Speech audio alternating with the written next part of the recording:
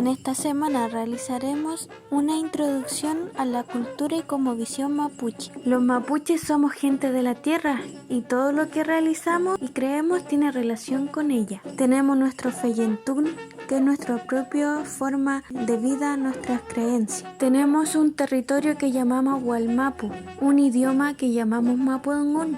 Tenemos nuestra propia vestimenta, el tuculugún. Nuestra estructura social y política es del LOF o comunidades. Tenemos nuestra propia forma de salud en base a las hierbas medicinales. Tenemos nuestra música y danza, Ayecán, Ul y Purún. Tenemos nuestros propios juegos mapuche y también tenemos nuestros propios oficios. Tenemos nuestra comida mapuche.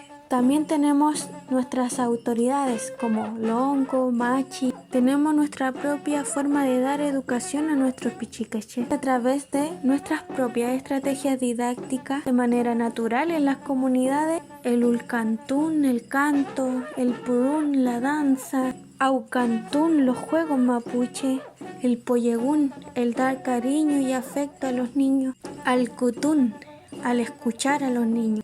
A través de los cuentos mapuche Los Cepeu entregamos consejos para que podamos ser quimche, lifche, nehuenche, norche, cumeche,